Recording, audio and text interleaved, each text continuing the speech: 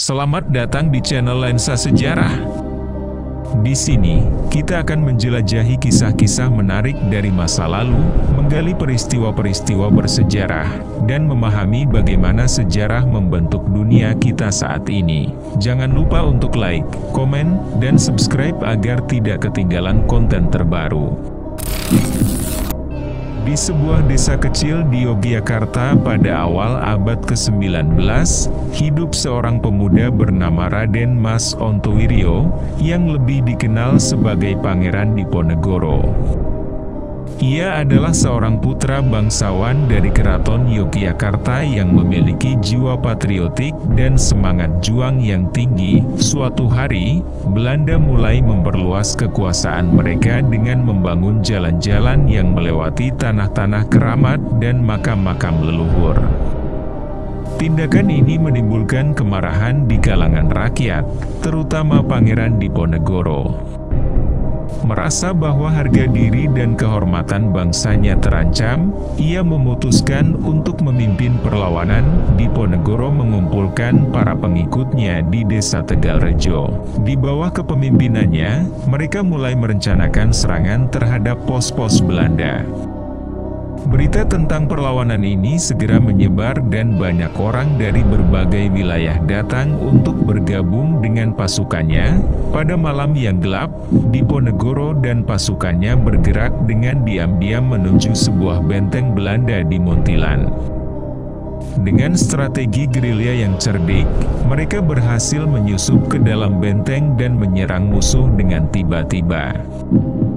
Pertempuran berlangsung sengit, namun semangat juang dan strategi brilian Diponegoro membuat pasukannya berhasil merebut benteng tersebut. Kemenangan ini memicu semangat perlawanan di seluruh Jawa. Pasukan Diponegoro terus melakukan serangan-serangan terhadap pos-pos Belanda, membuat mereka kewalahan. Namun, Belanda tidak tinggal diam.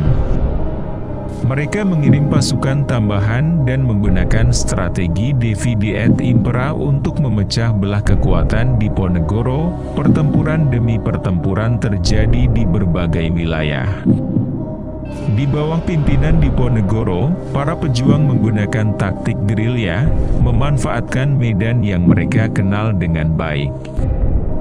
Meskipun demikian, Belanda terus menambah jumlah pasukan mereka dan menggunakan senjata yang lebih canggih. Suatu hari, pasukan Diponegoro terkepung di sebuah lembah sempit.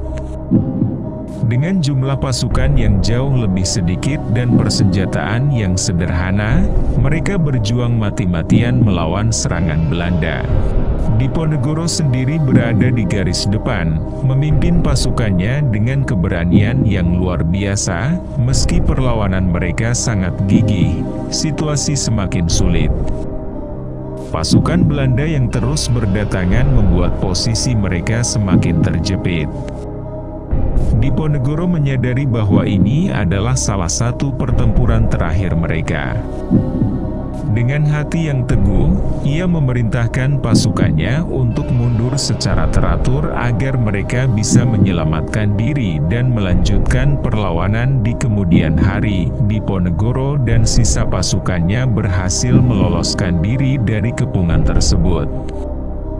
Namun, pada akhirnya, setelah 5 tahun bertempur tanpa henti, Pangeran Diponegoro ditangkap oleh Belanda pada tahun 1830 melalui cara licik.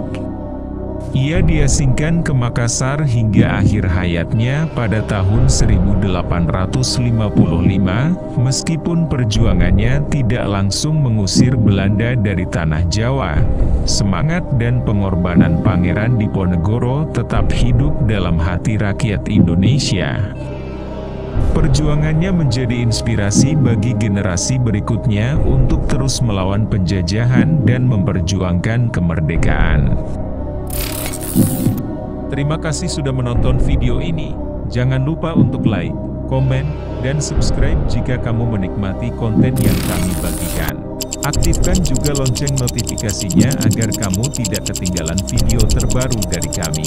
Kalau ada pertanyaan atau saran, tulis di kolom komentar di bawah. Sampai jumpa di video selanjutnya.